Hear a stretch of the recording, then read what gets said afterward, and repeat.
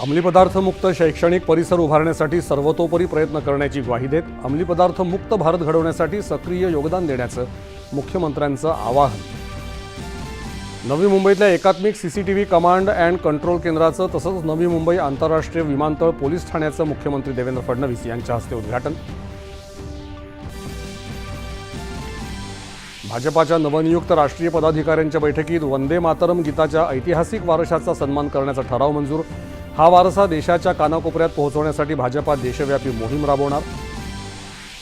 पंतप्रधान नरेंद्र मोदी यांच्या जन्मदिनानिमित्त भाजपाकडून राबवण्यात येणाऱ्या देशव्यापी सेवा संकल्प अभियानात तरुणांना सेवा कार्यात सहभागी होण्यासाठी प्रोत्साहन देणार, विनोद तावडे यांची माहिती। भारत चीन चांगल्या संबंधांसाठी सीमावर्ती भागांमध्ये शांतता असणं ही पूर्वअट असून द्विपक्षीय संबंध स्थिर राखण्यात दोन्ही देशांचं हित असल्याचं परराष्ट्र मंत्री जयशंकर यांचं प्रतिपादन। पुण्यातल्या राहुल गांधी यांच्या छात्रों की गूंज या कार्यक्रमात काँग्रेसशी संबंधित महाविद्यालयांमधील विद्यार्थीच सहभागी झाल्याचं सांगत लोकांना पैसे देऊन कार्यक्रमाला बोलावल्याची मुख्यमंत्र्यांची टीका। राहुल गांधी यांच्या कार्यक्रमासाठी इन्फ्लुएन्सर्सना हजारो रुपयांचा आमिष दाखवल्याचा आरोप करत त्याचा परदेशी निधीशी काही संबंध असल्याबाबत चौकशी करण्याची भाजपाची मागणी।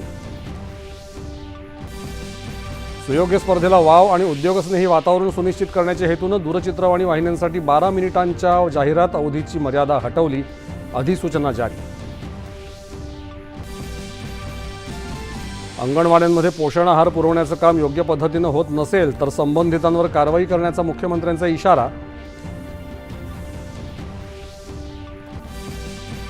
आणि जागतिक बॅडमिंटन अजिंक्यपद स्पर्धेत महिला दुहेरीच्या उपांत्य फेरीत भारताच्या त्रिशा जॉली आणि गायत्री गोपीचंद जोडीचा पराभव। मात्र कांस्यपदक जिंकत तब्बल 15 वर्षांनंतर भारताला महिला दुहेरीत जागतिक अजिंक्यपद स्पर्धेचं पदक मिळवून देत रचला इतिहास। नमस्कार, 9:30च्या या बातमीपत्रात मी आशुतोष